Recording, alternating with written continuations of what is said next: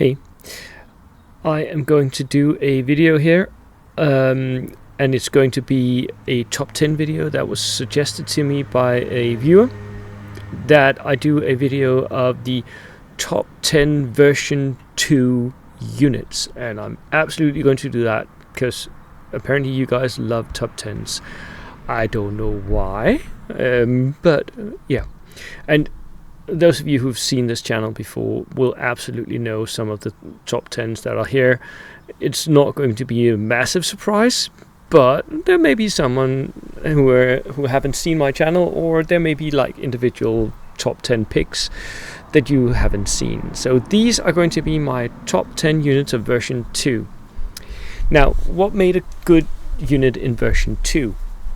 It had to be cheap in points, so that it was affordable for what it did, and at the same time it had to be good in its slot, so you could compare it to other units that were in, for instance, the armored car slot or the infantry slot, and say, well, if I'm picking between these two units, I'll pick that one because I feel like that's better. That thing also had to be deadly and at the same time decisive in its deadliness. So like, you had to take that unit and know that when you use that unit, whatever you aimed it at was going to die, most likely, right? So decisiveness is important, and many units are not quite decisive in bold action. For me, it also had to be spammable, so you had to be able to take multiple of the units, because having multiple of a certain unit means that you're very much more likely to actually win at that one aspect of the game. It also had to be survivable, although not necessarily completely survivable. Like, it's not, you don't get Death Stars in bold action. You don't get units that are completely unkillable. Everything is dead at some point. But a little survivability, either like from being a small team or from being veteran or whatever, or having a lot of dudes in the unit. Something that means that you're a little more survivable than what you're comparing it to. It also had to be quite used in tournament play, so competitive lists over most of version 2. It had to be present in most competitive metas of version 2 for it to be a good unit. And it had to be considered good for most of version 2. If like there was one unit where you were like, well, that started out being really good, but then the nerf came, and for me that was, for instance, Native Irregulars. Native Irregulars started out for me being really, really, really good, and then they got a nerf, and suddenly they weren't good at all. So for me, for it to be in the top 10 of version 2 units, had to be good all through version 2. And one of the places that you could see this was if tournaments started capping or banning units. Then that was a good indicator that someone thought that this was OP and shouldn't be allowed. So, let's go. Number 10 for me are the Sissies. The Finnish Sissy recon units, which are very, very good skirmishers. They're like the best skirmishers of bold action. They're very expensive, especially for just being a skirmish unit, but they are extremely good. And the combination is, of course, that you have rifles on these guys, and that synergizes really well with their special rule that they can advance and go on ambush, which synergizes really well with the Finnish special rules that they fire rifles from ambush at +1 to hit. So these guys are absolutely key marksmen of the skirmish game, right? The only reason I think that they are not considered overpowered is because Finland in itself is not an overpowered nation. It's not a nation that wins all the tournaments ever. It's not a nation that's picked up by many competitive players, although some do. Go and watch my videos on the Spanish championships, where that was won by a Finnish list. That didn't really include Sissies. It had one unit of Sissies, by the way. For me, they're extra good because they can actually get tough fighter for 1 point. So they are. That's pretty cheap, and it does mean that those veterans are much less likely to be charged by dedicated assault units, Gurkhas, Polish Lancers, that sort of thing. At 112 points, this is fair amount for 8 veterans, and you do want them in 8-man units, right? That was what we wanted all through version 2 here. We wanted 8-man units because with Finnish, that means that as soon as you lose 4 men, you will have the squad has been halved, and you get the upgrade to super veteran, which is nice. An extra little bonus for the Sissies here. Not that they really needed to be survivable, but it's extra nice for their morale. So that, for me, is a very, very good unit. That was always good all through version 2. Never considered overpowered, but just was always very, very good at what they did. For me, number 9 is the Bamboo Spear Fighters. These guys are were the cheapest assaulters of version 2. You could get 15 of them for 75 points, so that is exceedingly cheap. And you get Fanatics and Bonsai on top of that. So they were very, very likely to connect and kill something in close combat. And because they're Fanatics, they stick around for at least 2 turns of combat, right? They are dirt cheap. And I'm guessing that these guys have died in their thousands in tournament play over version 2. Because most people who took these took them in the horde style, so you had plenty of units, and they were often in like large, chunky 15-man units. With green, they also had green, so that means that the Kempe ties officers could be really useful, because that would mean you re-roll the green test. So these units have really good synergies with national special rules and other units in the Japanese roster. They weren't always considered good, though. And that, I think, is because they don't have rifles, so they can't shoot. So they basically have to take whatever you throw at them.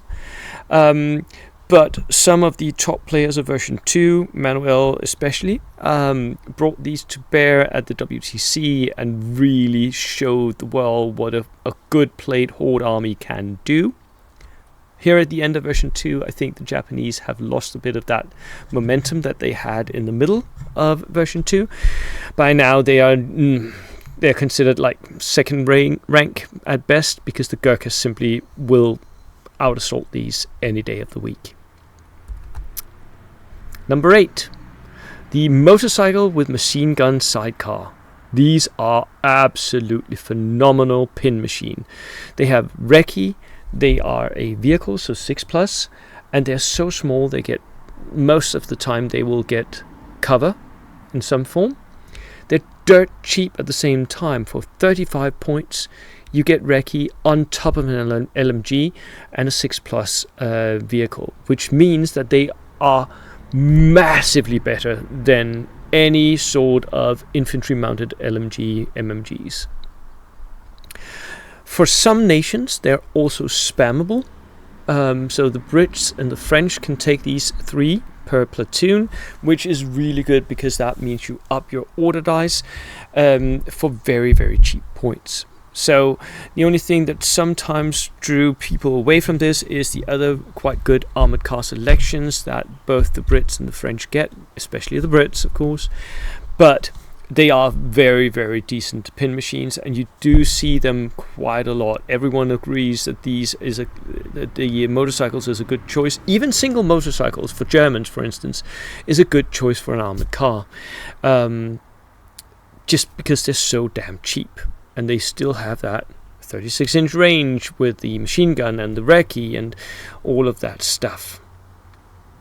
Number 7. For me, that is the US Marines with BARs. They are so reliable skirmish infantry because you get the synergy with the US rules and the rifles. They are very cheap for the range and firepower they can deliver. They have really good synergies, as I mentioned, with the fire and maneuver special rules. The only thing that draws a little bit back is that skirmishes, as I said with the Sissies, were not super decisive in version 2. that goes as well for the US Marines. They're good for delivering pins and a few casualties, but they will typically not remove units. So that is a little bit of a problem. They're not super decisive, and they are not well supported. The Americans have not the greatest selection outside of their tanks and their infantry selections, which are good, both of them. Their transport is also very good, but their armored car selection is frankly crap, and their artillery selection has like one good choice, and that's more or less it. The extra BARs, you can take up to 3 BARs. Most of the time I see this being done with 2 BARs, and that's why I've taken Marines. You could easily go with Army infantry regulars for the Americans. They can only take 1 BAR, but it's most of the time quite enough. 2 BARs do secure you're very likely to get the hits at that range, even though the enemy will get a little bit of cover and range. You're very likely to get the hits with 4 shots at 30-inch range. And you can take them veteran. Some people do, just for the extra survivability. The build that I most often see is the 80 points for 7 regulars and 2 BARs, but there's a lot of other ways to build this unit in version 2. So very, very good, very standard, and I see this in most American lists over most of version 2, unless you're going very mono build and going all engineers or something like that. Number 6 for me is the Howling Cow, although this comes in different varieties. Like look at the American 114mm and the British Land Mattress. Both of those are great, but the absolutely cheapest multi-rocket launcher you can get is the 42 points for an inexperienced Howling Cow. It's very, very cheap for what it does. It is a gamble, yeah, sure. I mean, you're betting on rolling 6s, but you do have something else. There is a tactical effect where the enemy is encouraged to spread out. If he doesn't do that, he is more likely to get punished. Not very likely, but more likely to get punished for not doing that. So having that ability to spread out your opponent is really, really useful. For some players, these are considered overpowered and they are limited, and that is because of their cheapness and the effect that they do have. Because if they do hit, they are very likely to kill units, right? So they're very, very deadly, but very unreliable.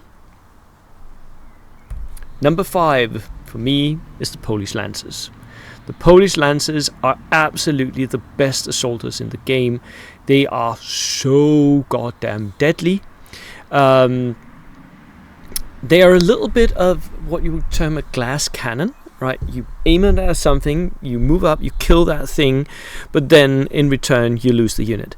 Because they really can't, as soon as they've gone, they really can't take any fire. Right? They're just regulars or veterans on horseback, and because they're on horseback, they're a little bit larger. Yes, you still get cover for wherever linear obstacles you're behind, but you're a little bit bigger, so you're more visible, right? Which means that most things can shoot at you.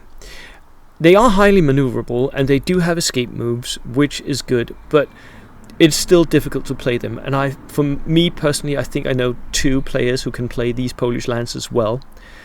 Topher, of course. Topher from the Juggernaut Bold Action podcast, he plays them very well. And Michael Fie from my Danish team also plays them. Better than Toph? I don't think so, maybe. I don't know.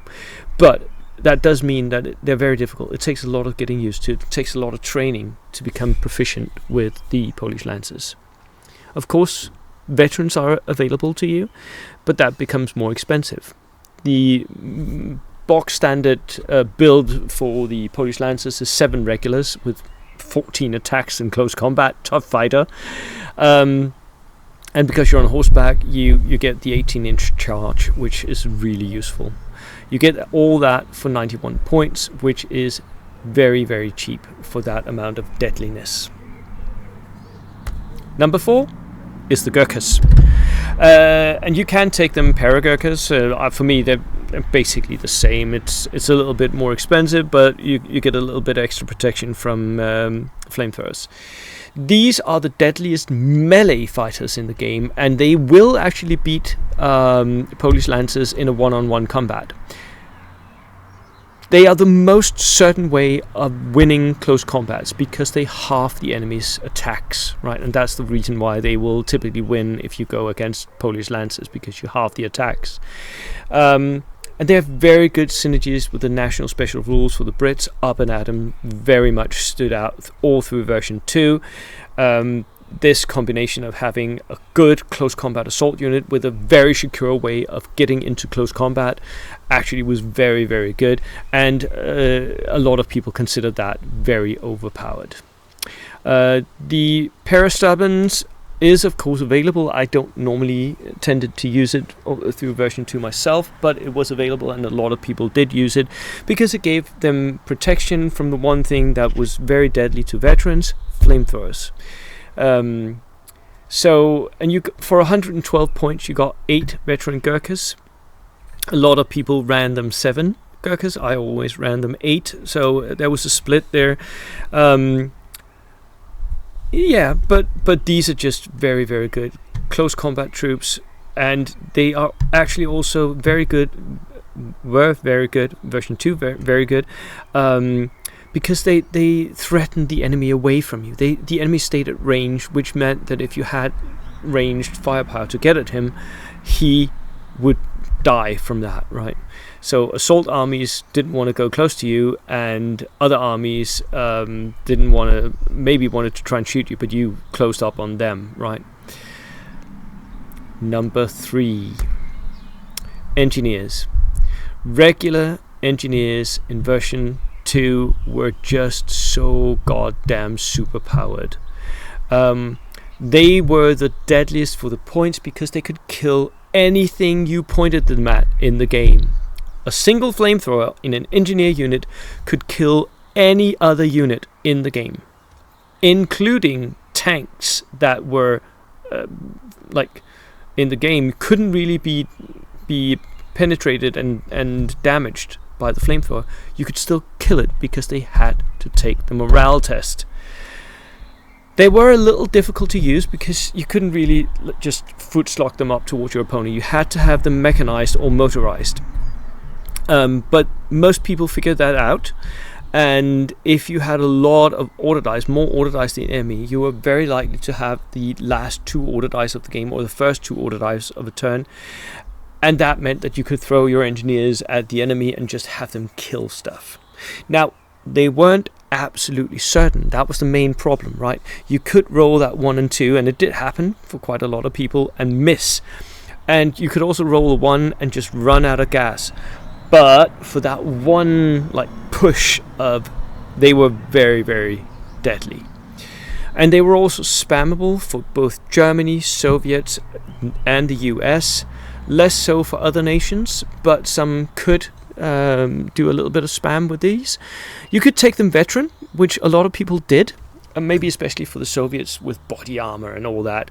But I mean, for me, the box standard regular engineers of 70 points for 5 regulars with a flamethrower in a transport of some sort, you just can't beat it for cheapness and deadliness in one single package. God damn it, these were good. And they were much more prevalent than they were in real life. Flamethrowers were feared, yes, and they were obviously very good at clearing out entrenched positions in real life World War II, but we saw these everywhere on the battlefield doing stuff that real world flamethrowers never did.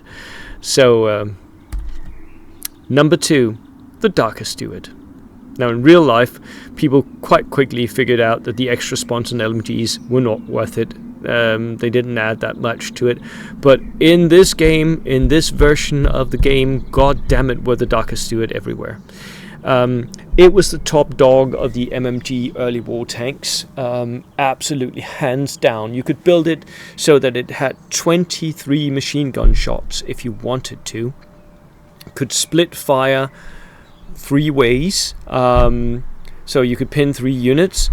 It was just so deadly, so efficient for the points, and cheap for the points, that the little vulnerability that it had from being weak-sided and whatever didn't really matter that much to you, especially because for some armies, Soviets and Americans, you could take Recce and make it into a Recce Dacia Stuart. Just so overpowered, so goddamn good for all the machine guns, right? A lot of other tanks ended up sort of emulating that. The German Polizei tank, the Italian M15, the Panzer III Dacia version as well. So a lot of other tanks ended up machine gun spamming like the Stuart. But for 130 points, you got 8+, 18 MMG shots, and a light AT gun. I have used this in almost all my competitive lists all through version 2, and I've seen it used more than any other tank in version 2. Number 1. Dog mines. Soviet dog mines. Oh my god, are they overpowered. They were everywhere. All Soviet armies that I've almost exclusively seen this one being used. And there are other things that you could pick that were sort of okay. The Soviets with Case Blue even got an AT rifle that could forward deploy. Right, pretty nifty. But the goddamn dog mines were taken every single time. Why? Because you played 26 points for 2 dog mines, inexperienced dog mine handlers. And the guys didn't even die once they'd shot their dog mines. And on top of that, you ignored all minuses for shooting. So it didn't matter how many pins you had, you still hit on 4+. It didn't matter what cover there was, what range there was, you still hit on 4+. And it wasn't an assault. So the tank that you were shooting at couldn't even shoot its machine guns to try and stop the dogs, because the dogs just ran there, boom, killed you. There was very little you could do against dog mines in version 2 here. It was a 24-inch Faust that had a 50-50 shot of hitting you. And with 2 dog mines being shot at your tank, that was 75% chance of a Faust hit landing at 24-inch range. God damn, that was hard. And I'm saying 24-inch, yeah, I know the dogs only ran 18 inches, but you moved 6 inches first, right? So you had 24-inch of threat range. It needed a little of careful handling because you didn't want to blow up your own tanks, and the risk was there, right? But with a little careful handling, a little bit of practice, I rarely see top competitive players blow up their own tanks. It never happens, because you just place the dog mine where it can't see the tank, or you make sure that your tank moves first and then the dog mine goes. Cheap as chips. It's not a team weapon, so snipers don't one-shot, one-kill them, and it's spammable. You could take 3 in each platoon of Soviets. These guys were the top dogs of version 2, in my opinion. That's it. Let me know what I missed in the comments down below. Tell me how stupid I am, and I will see you in version 3, where we will do this again. Cheerio.